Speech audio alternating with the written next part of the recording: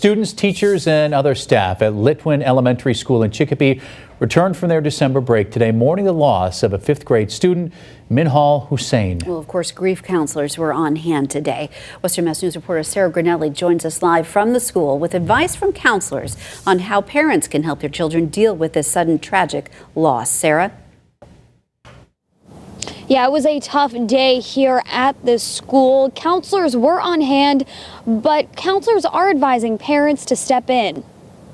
Litwin Elementary School says fifth grader Minhal Hussain was laid to rest Wednesday. A fifth grader, may have had experience with death. They may have lost a grandparent or a family member or a pet, so they may have a little sense of what loss is like. Some kids may not have dealt with any loss at all. Police say Minhal and his cousin went out to play on Saturday and never came home. The boys were both pulled from the Chicopee River later on, both of them pronounced dead. Western Mass News spoke with Dr. Elaine Campbell from the River Valley Counseling Center. The service was at the school Thursday to help grieving students and staff.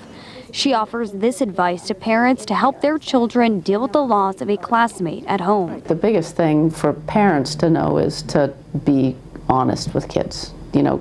Whether you're trying to protect your child or you're trying to,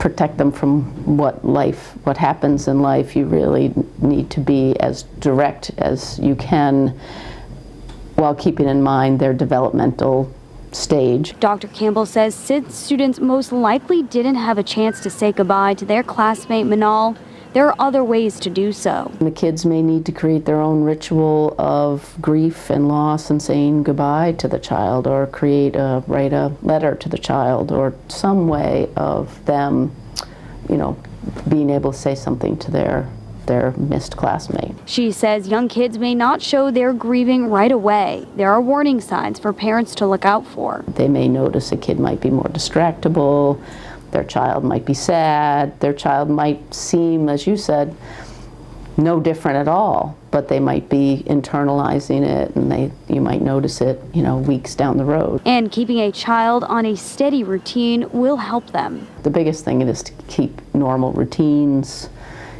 keep things as predictable as possible, while also allowing some room for, taking some extra time out to spend with them, to, cuddle. Grief counselors will be back on hand tomorrow. Live in Chicopee tonight, Sarah Granelli, Western Mass News.